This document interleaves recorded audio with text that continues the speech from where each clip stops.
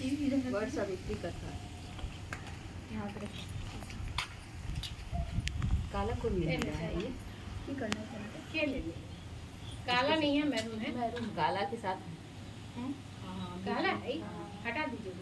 काला है और ऊपर से काला नहीं है, काला है। देखिए देखिए काला नहीं मैरून ना दिखाई पड़ रही। उन्हें रखते ना, इन्हें रखी ना। उड़ गई तो रखना रखना दबा के रखना उसको हाथ से हाँ तो बाद में तो लगा काला है ना, उन्हें रख दो। बाबू नाम अगर तो बाद में सावित्री व्रत की बहुत सारी शुभकामनाएं। पहले पंखा तो हिला दीजिए। एक सेकंड। उन्हें लग एक भाई ने तो क्या करे? वो है मैंने ये हाथ देख फूल और सब उसमें चढ़ा दिए। ये सुनकर राजा और रानी अत्यंत प्रसन्न हो गए। कुछ समय बाद रानी के गर्भ से साक्षात देवी सावित्री का जन्म हुआ। राजा और रानी ने उस कन्या का नाम भी सावित्री ही रखा। ऊपर ही रखना। सावित्री सर्वगुण संपन्न थी। वह चंद्रमा की कला के समान नित्य प्रतिदिन बढ़ती रहती। जब वो विवाह के योग्य हुई तो माता पिता ने उससे कहा कि सावित्री, अब तुम अपने योग्य मन चाहा वर ढूंढ सकती हो। इतना कहकर राजा ने सावित्री को एक वृद्ध मंत्री के साथ वर खोजने के लिए भेजा। सावित्री अपनी यात्रा पर रवाना हुई। एक दिन अचानक नारद मुनि भद्रराज अश्वपति से भेंट करने के लिए आए और उसी समय सावित्री अपने लिए वर चुनकर वापस आ चुकी थी। उसने आदरपूर्वक नारद मुनि को प्रणाम किया। नारद मुनि ने उसे विवाह योग्य देखकर राजा अश्वपति से पूछा कि आपने इसके योग्य वर खोजा है या नहीं। नारद मुनि का प्रश्न सुनकर राजा ने कहा, हे देवर्षि, मैंने सावित्री को वर खोजने के लिए भेजा था।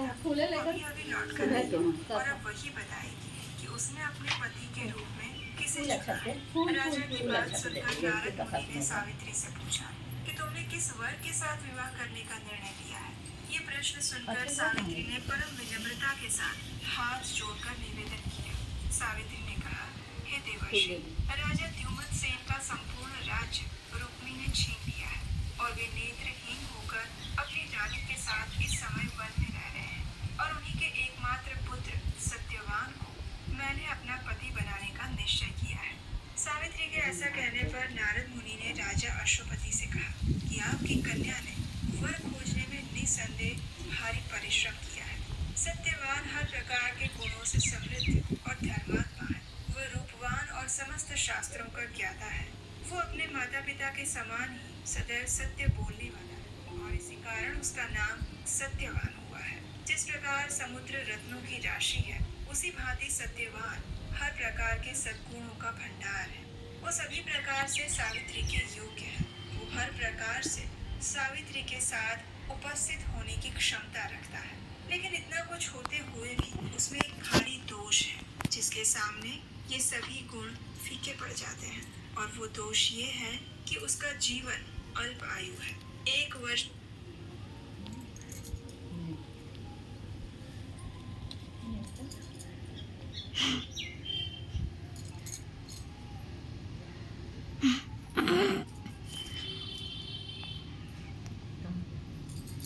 समाप्ति होने पर उसकी मृत्यु हो जाएगी। नारद मुनि के मुख से ऐसा वचन सुनकर राजा अश्वपति का चेहरा उदास हो गया। उनके मधुर स्वप्न नष्ट हो गए। नारद मुनि के वचन कभी मिथ्या नहीं हो सकते। ऐसा विचार करके उन्होंने सावित्री को समझाया कि ऐसे क्षीण आयु व्यक्ति के साथ विवाह करना कल्याणकारक नहीं है, इसलिए उसे कोई और अन्य वर पसंद करना चाहिए। पिता की बात सुनकर सावित्री ने कहा, हे पिताश्री, मैंने अपने मन में सत्यवान को ही अपने पति के रूप में चुन लिया है और अब मैं किसी और पति का विचार अपने मन में नहीं कर सकती। कोई भी संकल्प पहले मन में आता है और फिर वाणी से कहा जाता है और कहने के बाद उसे करना ही होता है, चाहे वो शुभ हो या अशुभ। मैंने जिसे एक बार अपने मन से पति स्वीकार कर लिया है, वही मेरा पति होगा। अब मैं किसी दूसरे का वरण कैसे कर सकती हूँ। राजा एक ही बार आज्ञा देता है, ब्राह्मण एक ही बार प्रतिज्ञा करते हैं और कन्यादान भी एक ही बार किया जाता है। जैसा भी है, अब वही मेरा पति है। मुझे उसके दीर्घायु का अल्प आयु होने से कोई हर्ष या विषाद नहीं है। अब मैं पुरुष की तो बात ही क्या, देवराज इंद्र को भी स्वीकार नहीं करूंगी। कोई भी शक्ति मुझे इस निर्णय से डिगा नहीं सकती।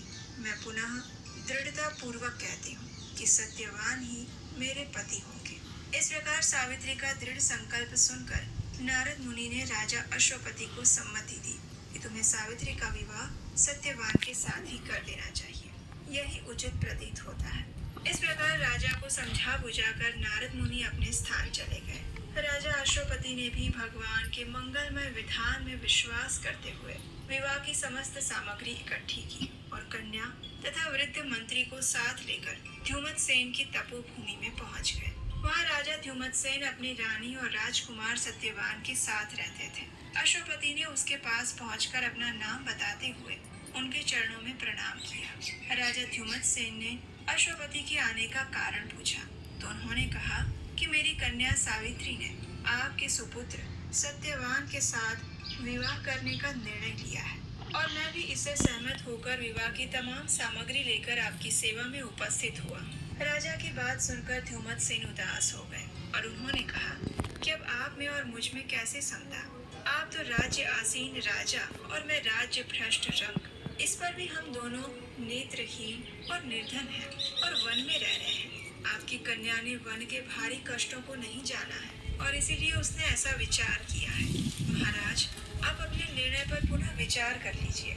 ये सुनकर महाराज अश्वपति ने कहा कि हे राजन, मैंने अपनी पुत्री सावित्री के साथ इन सभी बातों पर अच्छी तरह विचार विमर्श कर लिया है। उसका कहना है कि जहाँ मेरे पास अपने सास और ससुर तथा पतिदेव निवास करते हैं, वही मेरे लिए वैकुंठ है। सावित्री के ऐसे दृढ़ निश्चय को सुनकर ध्युमतसेन ने विवाह की स्वीकृति दे दी।